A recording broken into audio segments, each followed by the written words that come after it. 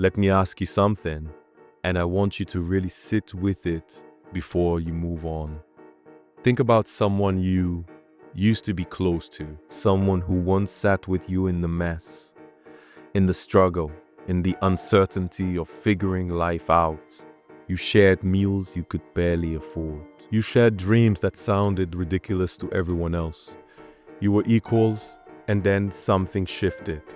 They got the promotion, they built the business, they blew up online, they made it, and slowly, quietly, without any dramatic fight or falling out, they became someone you didn't recognize anymore. The calls got shorter, the text stopped, the eyes that once looked at you with warmth now carried something else, something like distance, something like judgment, something like they had outgrown you and didn't know how to say it. So here's the question that haunts almost everyone who has ever experienced this. Why do people change after success? Does success reveal who someone truly was all along? Or does it genuinely transform them into someone new? And the harder question, the one most of us don't want to face, if it happened to you, if you were the one who made it, would you change too, sort?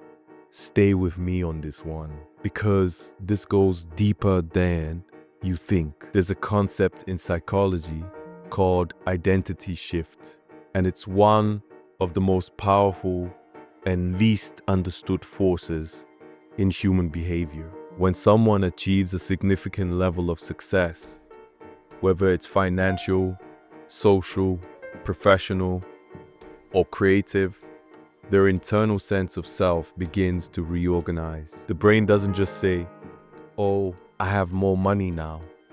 It says, "I am different now." And that distinction matters more than most people realize, because once your identity changes, everything else follows. The way you speak changes. The way you carry yourself changes.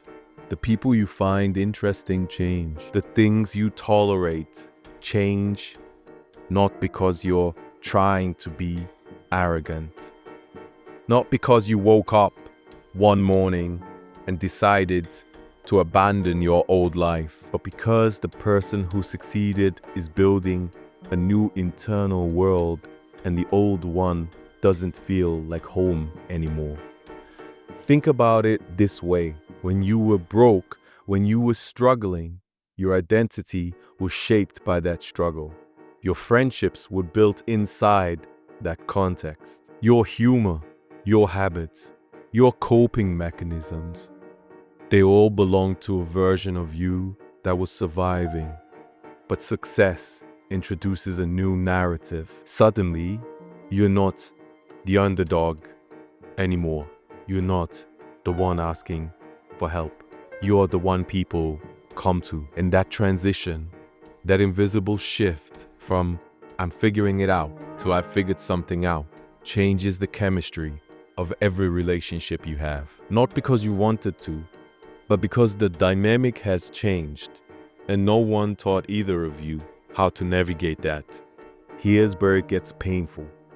Most people who feel left behind by a successful friend or family member interpret the distance as betrayal. And honestly, sometimes it is. Sometimes success doesn't change a person. It just gives them permission to become who they were hiding all along. The arrogance was always there. It just didn't have a stage. The selfishness was always there. It just didn't have resources. Success, in that case, is not a transformation. It's a reveal. It pulls back the curtain on traits that poverty or struggle kept suppressed. And that's a hard truth to accept, especially when you love that person and believe the version of them you knew was real. But that's only one side of the story. And if we stop there, we miss the more nuanced and honestly more heartbreaking reality. Because sometimes the person who changed after success isn't a villain. They're just someone who grew in a direction that nobody around them could follow. And they didn't know what to do with that. Imagine this. You build something incredible. You work 18-hour days for years. You sacrifice sleep, health, relationships. And when it finally works, when the world finally sees your value, you look around and realize the people closest to you don't understand what you went through to get here. They see the result, but they didn't live the process. And there's a loneliness in that gap that most people never talk about. You can't celebrate fully because the people you want to celebrate with can't relate to the weight of what it took. So you start gravitating towards people who can. New circles, new environments, people who speak the language of your new life.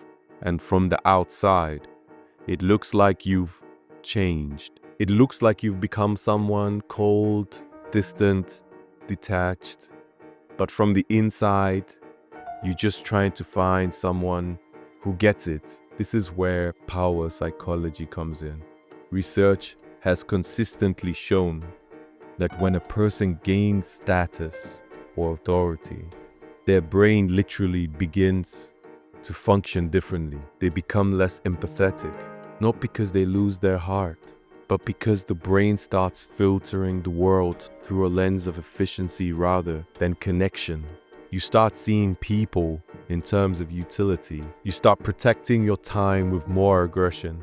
You stop tolerating conversations that feel circular or unproductive. And the tragedy is, those conversations you now avoid might have been the ones that kept you human. There's also something called the social hierarchy effect. When your position in the social order shifts, the people around you begin treating you differently. Even if they don't realize it, old friends start monitoring their words around you.